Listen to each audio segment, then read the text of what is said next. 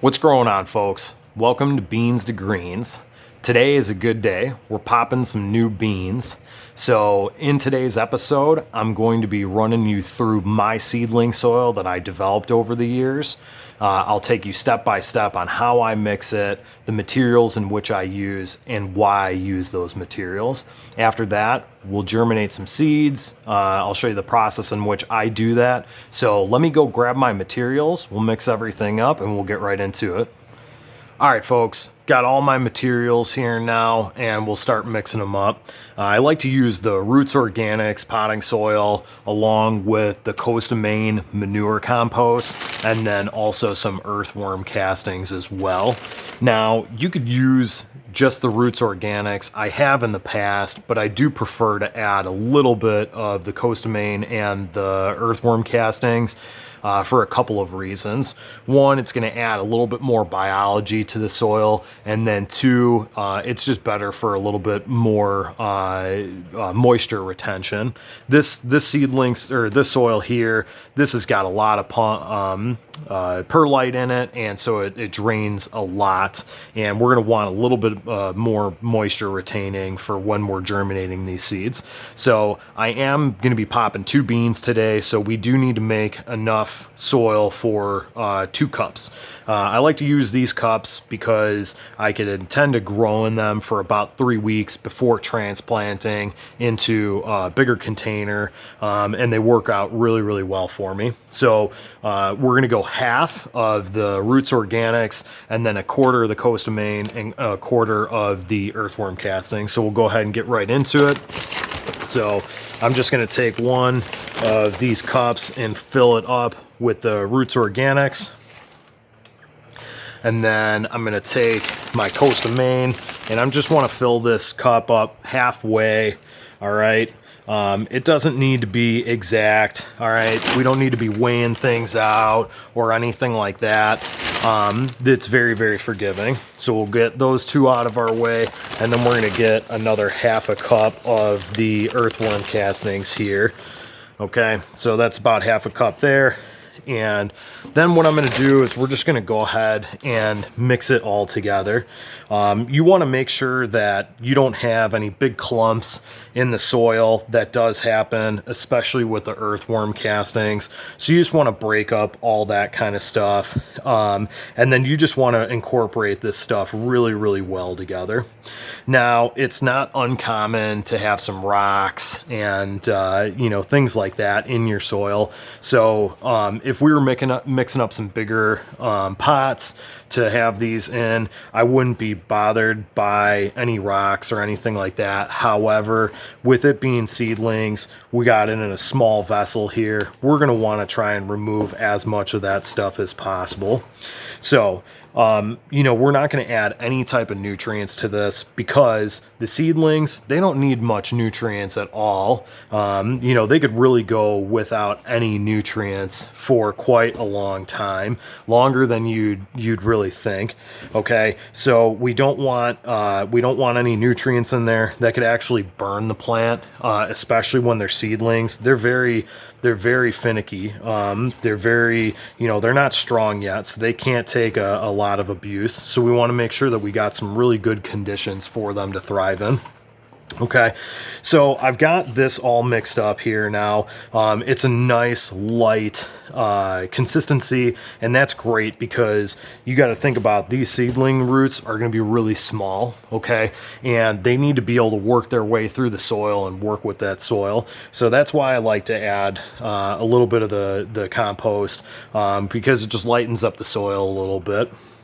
So what I like to do is I like to fill the cup about halfway with soil, and then what I'll do is I take this is just regular water, my water sprayer, and I like to just moisten the soil here.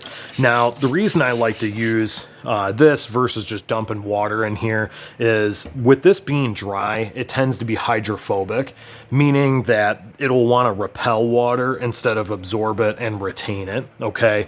And so with the sprayer, it helps just kind of coat the soil more evenly, and then also I'm able to kind of control how much water is going into the cup as well too. So I like to just let that sit for a second. You'll see it kind of soak in, and then what we could do is we could just fill the cup the rest of the way with the soil.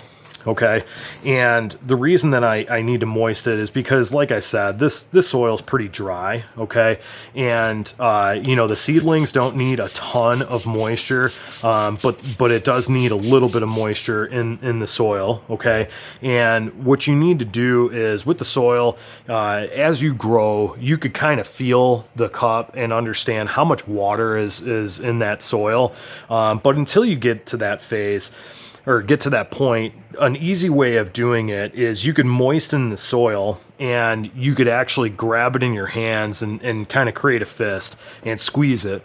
What it should do is, you shouldn't have any water running out of it. If you got water running out of the soil, it's too moist. You got too much water going on in there, and that can actually lead to the seed creating mold, and it'll rot out and it'll die. It will not germinate and really grow up. Okay, so if you grab that soil and no water comes out of it, however, when you release it, it should stay together. It should be a big clump, okay? That's how you know you've got the right moisture content within your soil. All right, so right now, I just need to moisten this up a little bit more, and then that'll work its way into the rest of the soil, and we should be in good shape. So let's go grab our beans, and then I'll show you exactly how I germinate them. All right, folks, so I got my seedling set up, and this is how I kind of germinate seeds. Before we get into it, there's two things that seeds really need in order to germinate. One being moisture, two being heat. Those are the two things that'll actually germinate a seed and start it to grow. So what I like to do is I like to set out a heat mat, and then what I like to do is I like to put my humidity tray, my humidity dome on the heat mat. Okay, and then what we're going to do is we're going to take both of our cups and we're going to put them inside the humidity dome here. Okay. So if you're unsure about the moisture level of your water or of your soil, you could just kind of dig around in there and see if it's still moist a little bit further down. Okay, so one thing that I like to do when I'm starting seedlings is I like to create a little bit of a hole right in the center of the soil itself, and if there's any big chunks of perlite like that one, I'll move it out of the way because I don't want that to interfere with the seed at all. Now, here are our seeds over here. These are Trainwrecks, and that's what we're going to be popping. We're going to do a seed to smoke on this Trainwreck, so we're going to document the entire grow, and y'all can kind of grow along with me. So I'm going to take my seed, and I'm going to now gently place it into the soil. Okay, and then what I'm going to do is I'm just going to cover it up with some surrounding soil. Now, one thing to note is that you don't want to bury your seeds too deep. Okay, they only need to be a fingernail at most, but I like to even put it probably half a fingernail. So we're talking like half an inch down into the soil. They don't want to work too hard to break through the soil and to start growing. Okay, so I got the same one over on this side here. So I'm going to put my seed down there, and then again, I'm just going to cover it up with a little bit of soil. Now, I like to use a toothpick on this because I got some fat fingers, and it just makes it a little bit easier to work with here. So once we have our seeds covered here, I'm going to take my water again, and I'm just going to spray a little bit of water on the top. Now note, I did not pack the soil down in any way, shape, or form. And the reason being is, again, we want that seed to be able to break through the soil as easily as possible. So again, I'm just going to spray down this side, right just enough to get that soil just wet around it. Okay, and that's all that it needs. That's it. Now, I've tried a bunch of different methods with this. I've tried the paper towel method. I've tried putting in a shot glass of water and all that stuff. The thing that I don't like about those methods is when these seeds open up, they have very small tap roots and they're extremely fragile. So you don't want to damage those. And in my opinion, putting a seed in a paper towel and then having to transplant it into the soil, what happens if I break that taproot off? It's done. And these seeds can be expensive at times, right? So I want to make sure that I'm doing it just as gently as possible. And let's face it, this is how nature does it. Nature doesn't put seeds into a paper towel or in a shot glass of water. It drops them on the ground into the soil and it moistens them, and that's that, right? So the only thing here that we have left to do is we want to make sure it's nice and humid inside of this dome, because when those seedlings do start poking through the soil, we want to make sure that they're in a nice humid environment, and that they've got just the environment really dialed in. So you could either pour a little bit of water, not much because you don't want it to wick up into the cups, but you could pour a little bit of water into this, or you could spray the top of the dome. One thing I did forget to mention earlier is that with my cups, I actually cut, just some slits in them, just so I do have some drainage later on down the line. Okay, so what I like to opt to do is I like to just kind of spray down my humidity dome here. And again, this is going to just help keep the humidity inside the dome. Okay, and then we're going to go ahead and cover this up just like this. Okay, so I want to take my vents and I do close those completely for when I'm first starting out seedlings. Okay, and then what I'm going to do is I'm going to put my light basically right on top of these guys. This is my grow light. Okay, so when the seedlings do pop through the soil, they know which way they're going. They're going to reach up towards the light. Okay, so the combination of the heat mat in the bottom and then getting a little bit of residual heat from this actual lamp itself is going to help germinate these seeds. Now, biggest thing that I've made mistakes on early in my growing years was I wanted to love these things too much. I would add too much water, and then all of a sudden I wouldn't get seeds that would germinate, or if they did, they would germinate into a super humid condition with too much water in the soil, and they would end up rotting out and they wouldn't do anything. Okay, so I started doing this and I've had excellent success with it. I'm talking 100% success so far. So it's worked out really, really well.